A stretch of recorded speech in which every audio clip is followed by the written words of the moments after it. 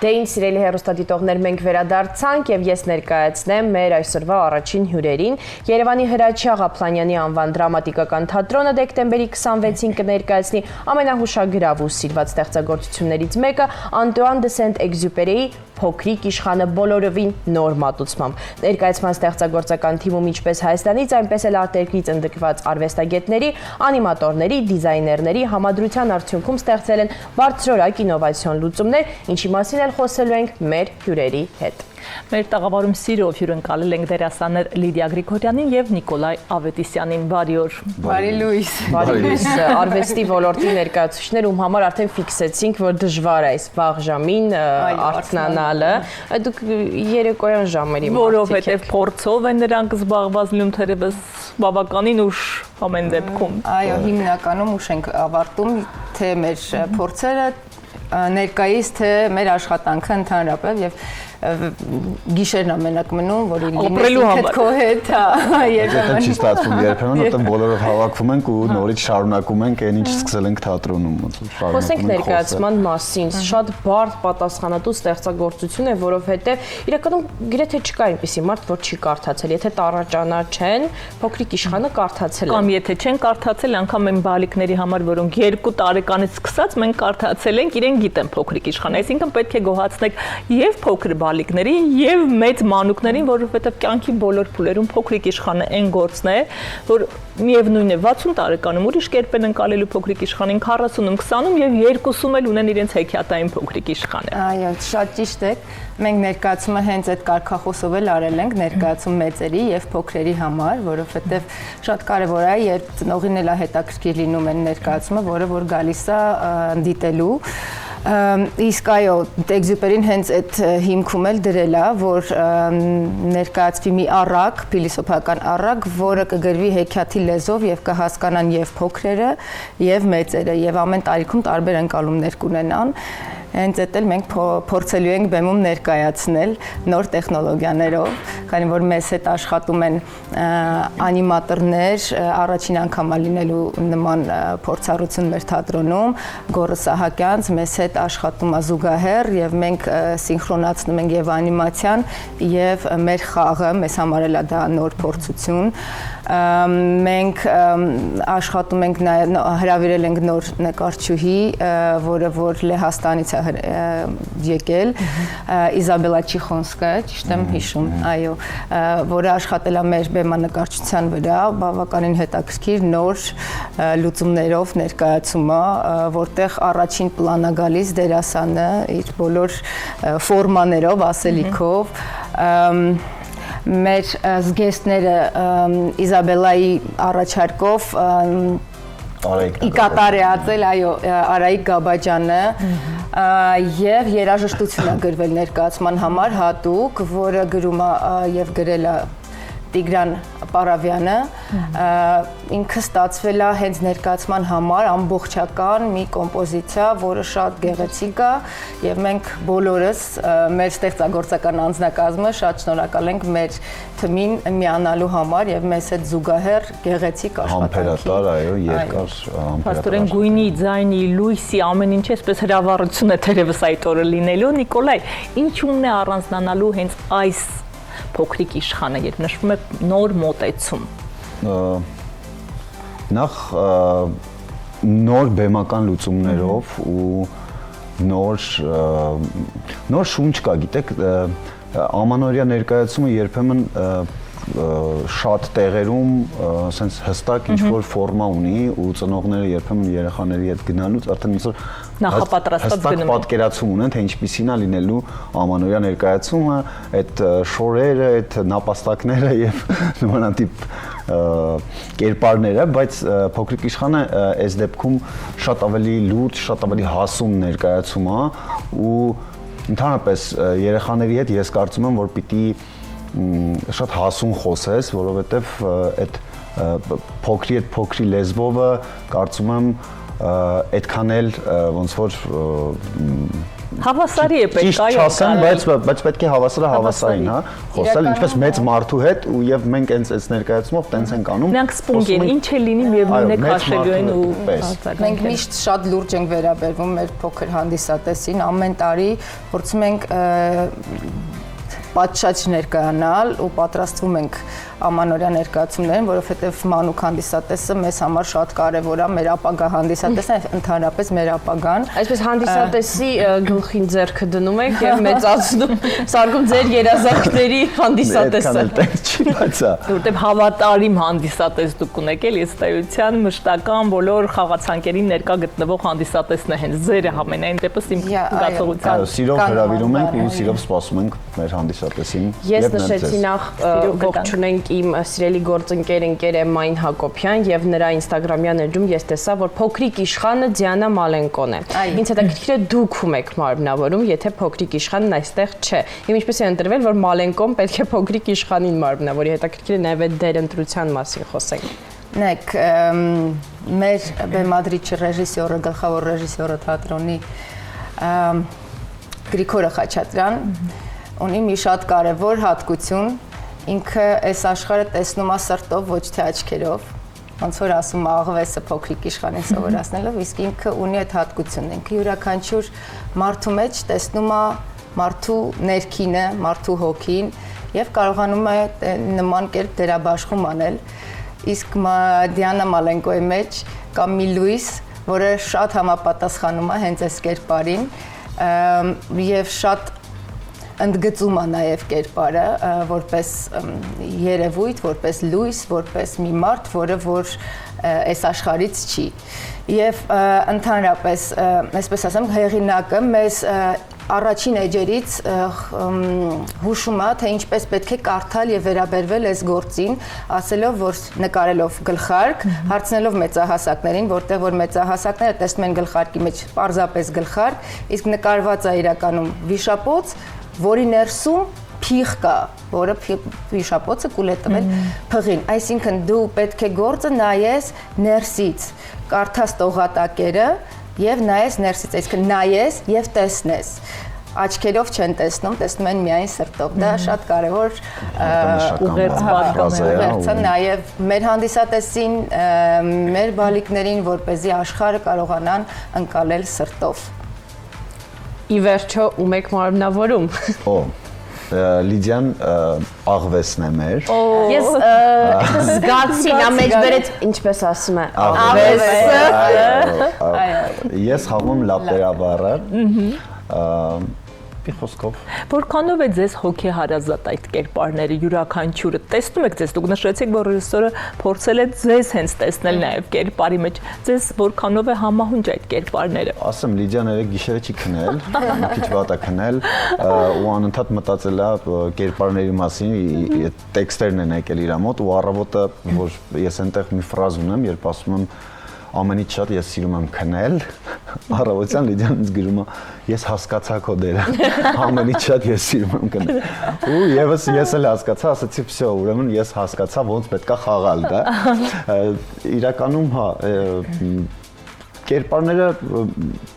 գիտեք ոնց է, միշտ մեզ ուղեկցում են ու կապ չունի դու դա խաղում ես, թե դա քո խաղընկերն է խաղում,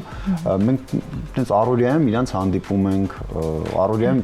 տեսնում ենք, անկախ քեզանից հայտնվում են այդ մտքերը, այդ տեքստերը, դիմացինից ես լսում, հայտնվում ես այդպես իրավիճակներում, չգիտեմ այդ ինչ որ մոգական բաներ, թատրոնի նաև մոգական ու ստեղծագործության մոգականության մասին է, բայց անընդհատ առնչվում ես ու տենց անկախ քեզանից արդեն սկսում ես զգալ, հասկանալ ու դառնում է քո հարազատ։ Կխնդրենք առիթից օգտվելով մեր հեռուստադիտողներին կրկին հիշեցնեիք, թե որ օրերին են լինելու ներկայացումները եւ կարծեք թե թատրոնը մի փոքր դադարի է պատրաստվելու դրանից հետո վերանորոգման աշխատանքներ նորովի ներկայանալու, կխնդրենք արձագանքեիք։ Ամսի 26-ից մեր երթը սկսվելու է, 26-ից մինչ 30-ը, օրը 3 անգամ խաղալու ենք, ժամը 12-ին, այո, բավականին ծավալուն ներկայացում է եւ 3 անգամ դժվար է խաղալը լինելու, բայց մենք քանի որ պատրաստակամ ենք, միշտ մեր թիմը սիրում է նման աշխատանքներ, դրա համար այդ պատճառով մենք ժամը 12-ին 2:30 եւ ժամը 5-ին, ճիշտ է։ Ահա, նույնը շարունակվելու է հունվարին, հունվարի 3-ից մինչ հունվարի 7-ը խաղալու ենք բացառությամբ ամսի 6-ը, որովհետեւ Սուրբ Ծնունդ է, կրկին նույն ժամերին 12-ին, 2:30 եւ 5-ին բոլորին սպասում ենք մեծ սիրով, սրտաբաց։ Այնպես որ սիրելի մայրիկներ, հայրիկներ, տատիկներ, պապիկներ, քեռիներ ու մորաքույրներ, երբ ուզում եք անպայման այսպես անկյունալացնել հոպարները։ Այո, թե ինչ նվիրել, ինչ անել, կարող են ձեր փոքրիկներին պարզապես ուղեկցել թատրոն, գեղեցիկ ներկայացում տեսնել, հաստատ մի ինչ որ խաղալիք արեք, գուցե կոտրեն ու փչացնեն, բայց այս հիշողությունները, զգացողությունները չեն մոռանալու նրա։ Բնականաբար։ Ես թատրոնի հավատարիմ հեռուստադիտող, հանդիսատես, չգիտեմ ինչպես պիտակավորեմ իմ անձը, շատ սիրում եմ եւ նաեւ իմ բոլոր ընկերներին ասում եմ, որ 25-ի լավագույն ներկայացումներից մեկը, որ ես դիտել եմ, Լորենց Հաչոնն է եղել։ Իսկապես շատ տպավորված եմ եղել ամեն բանով այսպես Լևոնին Հախվերդյան լրիվ այլ ամպլոյով տեսնելով ես այսպես շարունակ թատրոնի գործունեության մասին մի փոխոր խոսենք քինի մասին մենք խոսեցինք նաև այսպես կուլիսներում ճակերտավոր ասած Համլետի մասին պատմեք ինչ բուրըն տարի էր թատրոնում նաև այս մասին խոսենք Մենք այս տարի պրեմիերա էր, Լորենց Հաչոն շուտ է եղել պրեմիերա, դրանից հետո եղել է Երեք ընկերը, հետո Համլետը և Քինը, վերջին պրեմիերան է, մենք բավականին ակտիվ աշխատանքի մեջ ենք լինում, ճիշտ եմ, չի ասում, ոչինչ չեմ մոռացել։ Չէ, ճիշտ ես։ Բավականին ակտիվ աշխատանքի մեջ ենք, մեր սիրելի գործով ենք զբաղվում եւ մեր ամբողջ անձնվիրաբար նվիրված ենք թատրոնին եւ շատ երջանիկ ենք, որ նման գործունեություն ունենք ծավալում եւ ունենք նման թիմ, որտեղ որ կարողանում ենք ռեալիզացվել։ Ինչպես նշեցիք, ես մոռացա նախորդ հարցից, այո, մենք վերանորոգման ենք կանգնելու մի քանի օրով ոչ շատ, բայց փետրվարից կարծում եմ մենք կսկսենք մեր նոր թատերաշրջանը եւ մեր հանդիսատեսին կհյուրընկալենք եւս, որպեսզի գան եւ հոգիները լուսավորեն մեր ներկայացումներով։ Այո, բարեփոխում ասեմ, որ փոքրիկ իշխանը եւս կարծում եմ կլինի մեր խաղացանկում, որովհետեւ ամեն դեպքում դա նաեւ մեծերի մասին ներկայացում է։ Ամանորով չենք եզրափակվել։ Ամանորով չենք եզրափակվել, որովհետեւ ինքը ասում եմ նաեւ լուրջ հասուն ներկայացում է ու կարծում եմ հանդիսատեսին կհետաքրքրի նրա հետագա ճանապարհը։ 26-ին նոր ներկայացումներ սպասենք։ Իհարկե սպասենք, դրամատիկում ակտիվ գործունեություններ են ծավալվում, զուգահեռաբար մի քանի նոր ներկայացման փորձեր են, ինչպես Գրիգոր Նախաչատրյանն ասում, երբեմն թատրոնում որ դուրը բացում ես, այնտեղ փորձ է ընթանում։ Հիմա թատրոնը իրոք այդ վիճակի մեջ է ու անընդհատ նոր բաներ են կատարվում։ 26 թվին կունենանք մի քանի նոր ներկայացումներ ու կարծում եմ բավականին հետաքրքիր, բավականին նոր սպասենք։ Եվ անսպասելի, որովհետև մենք չունենք համերգ, մենք փորձելու ենք անել համերգային տարբերակով ներկայացում, աշխատում ենք դրա վրա, ունենք հրավիրված մասնագետ, որը որ աշխատելու է մեզ հետ, առայժմ չեմ ուզում բացել փակագծերը, այդ պրոյեկտը ընթացքի մեջ է լինելու ներկայացում, որը Գրիգոր Նախաչատրյանը լի բեմադրելու եւ ամեն դեպքում պլանավորած ապագա ունենք եւ սպասում ենք բոլորիդ սիրով։ Հրաշալի, շնորհակալ ենք շատ եւ այսպես բուրըն արձագանքների համար ու եկեք խոսենք հանդիսատեսից։ Ինչպիսին է այսօրվա հանդիսատեսը, իրենց ակնկալիքները եւ արդյոք օրինակ թատրոնը փորձում է հարմարեցնել հանդիսատեսի քիմքին, թե միևնույն է կտրվում է այդ իրականությունից եւ այսպես ինչ ուրվագից նշված է, այդպես էլ շարունակում է դասականն է նաեւ տեսեք, օրինակ հանդիսատեսին հաշվի չառնել չի կարելի ամեն դեպքում, որովհետեւ ամեն դեպքում դու քո համար միայն չես խաղում, դու խաղում ես նաև հանդիսատեսի համար։ Իհարկե հաշվի առնվում է հանդիսատեսը, բայց ոչ ամբողջական, ամեն դեպքում այնպես ենք անում, որ իրենք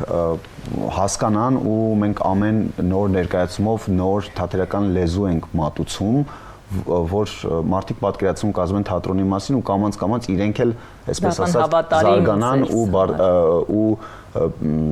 թատրոնի մասին ավելի շատ բան իմանան։ Օրինակ նույն փոքրիկ իշխանում մենք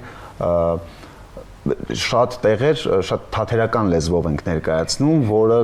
գուցե սկզբում հասկանալի չլինի, բայց ես կարծում եմ ու մենք ենք կարծում, որ պետք է հանդիսատեսին, երեխաներին, բոլորին ցույց տանք, թե ինչա թատրոնի իրականությունը։ Ճաշակ թելադրող նաև լինեք իրականում։ Ճաշակ Այո, թելադրել, պարտադիր, ինչպես Սևակն է ասում, պետք է պարտադիր ճաշակ թելադրել, որովհետև արվեստագետի սրբազան պարտքն է ծառայել ժողովրդին, ոչ թե ծառա դառնալ ժողովրդի համար, այլ ծառայել ժողովրդին, այո։ Եվ դա մենք փորձում ենք անել ամբողջ սրտով։ Եվ ի վերջո մենք պատասխանատու ենք նրանց համար, ում ընտելացրել ենք ձեր սեփական դիրքորոշումը։ Անպայման։ Դա այո, դա կուլմինացիոն պահն է ամբողջ ներկայացման, գրքի, դա ասելիքն է, մենք բոլորս դա երջանկության եւ սիրո բանաձևն է, հենց երևի Էքզյուպերին միակ գրողներից է, եթե ես չգիտեմ, կարող է ուրիշ բաներ չգիտեմ, բայց որը որ շատ կոնկրետ պրակտիկայի վրա, գործողության վրա նկարագրում է ինչ բանա սերը, ոչ թե որպես էֆեմերնի երևույթ, այլ նկարագրում է, թե սերը դա ինչ է, սերը դա այն է, երբ դու ընտելացնում ես որևէ մեկին եւ պատասխանատու ես լինում իր համար։ Դա շատ կարևոր բան է եւ հենց բարդ, այո, դա հեշտ ճանապարհ չի, դա ցավերով լի ճանապարհ է, շատ ռեալ դրա մասին խոսում է աղվեսը, որը որ կուլմինացիոն, այո, որը եւ ուզում եմ իդեպ ասեմ, չգիտեմ, ի պաշտպանություն իմ դերի, որ շատ անգամ սազում է աղվեսի դերի դեպ։ Շատ աղվեսն է։ Շատերը ասոցիացնում են աղվես կերպարը խորամանկության հետ, բոլոր բալիկներին ում հետ հանդիպել եմ եւ խոսել եմ այս թեմայով, բոլոր խորամանկ, ես իհարկե խորամանկությունը դա ինտելեկտի եւ խելքի նշան է, բան չունեմ ասելու, բայց այստեղ Էքզյուպերին աղվեսին ներկայացնում է որպես ուսուցիչ, որպես մարգարե։ Սենսեյ։ Այո, որպես սենսեյ անկեղծ ասած, որովհետև այստեղ ոչ մի խորամանկություն չի անում։ Խորամանկությունը այնա միայն երևի երբ ինքը իր փոքրիկ իշխանին դնում է այնպիսի իրավիճակի մեջ եւ փորձով ցույց է տալիս թե ինչպես է փոքրիկ իշխանը կապնվել վարդի հետ ու ինչի է նա պատասխանատու նրա համար ու ինչի պիտի վերադառնա վարդի մոտ։ Դա իր փորձի երևի միակ դիվանագիտական քայլը դա է, իսկ ընդհանրապես ստրատեգիա մշակել աղվեսը։ Դե աղվեսների ստրատեգիան մինչև այսօր կենթանական աշխարհում շատ բացառիկ է, իրանք ոնց են զգում կենթանիների։ Շատ է ընտելացել Դելին։ Շատ, չեք պատկերացնում։ Ձեր հետևում անտառ։ Հետևենք աղվեսները չփոխեն։ Մթնոլորտը կա։ Այո, տրամադրվածությունն ու տրամադրությունը կա, շնորհակալ ենք մեզ այսքան վաղ առավոտյան հյուր գալու համար։ Մեր հեռուստադիտողներին հիշեցնենք, որ դեկտեմբերի 26-ին կներկայացվի Փոքրիկ իշխանը, անպայման գնացեք, բայց նաև հնարավորություն կա փետրվարին եւս գնալու, հունվարի սկիզբ եւս գնալու, ծաղկեցրեք ձեր տոները եւ հետտոնական օրերը, այսպեսի չքնաղ ներկայացումները։ Ձեզ եւս նախատոնական ու հետտոնական գեղեցիկ հագեցած օրեր ենք մաղթում։ Շնորհակալ ենք շատ։ Շարունակենք դիտել գովազդը, կվերադառնանք կրկին տաղավար դիմավորելու մեր մյուս հյուրերին։